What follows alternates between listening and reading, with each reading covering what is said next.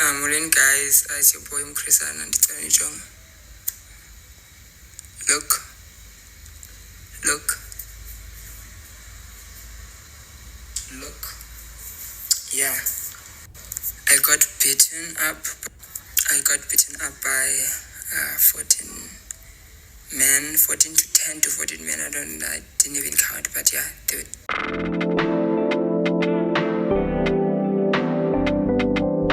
Morning guys, it's your boy Mkrisana and it's John.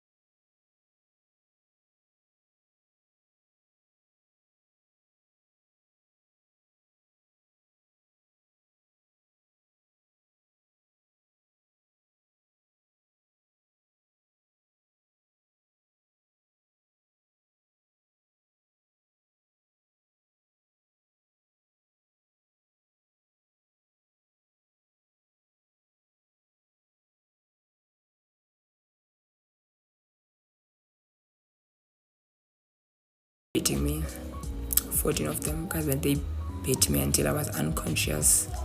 So I think the first person gave me the knockoff here. That's why I was bleeding.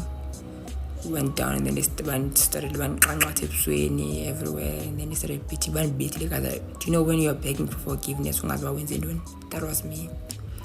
I was begging for forgiveness because I was. It's actually God's grace that I'm alive today. It's God's grace. Banibethile, ndafenda, ofenda kwamba ndikhuqetheni isonge imilenze. Nje umqolo wam unjani. Rhuqetheni ngemilenze.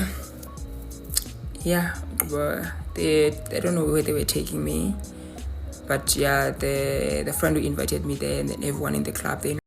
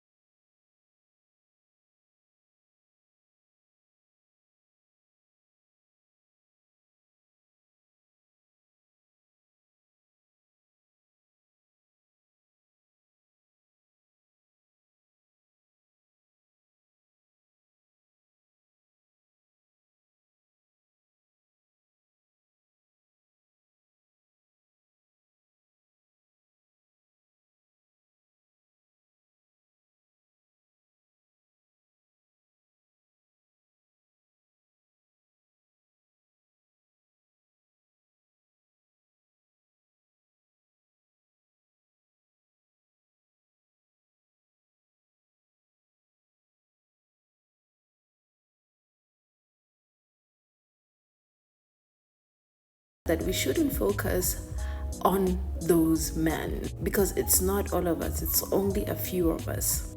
It's some men, not all men. The sad thing is that even when we discuss those few men, the other ones jump in to defend them. Instead, you'd hear things like, let's talk about women accusing men of false rape. Let's talk about women abusing men. How can we even get to that when you don't even want to talk about what's happening in the male community? The black male community is facing the highest suicide rate among all other races of men, due to all these standards that you have set for yourselves as men. Men are a danger.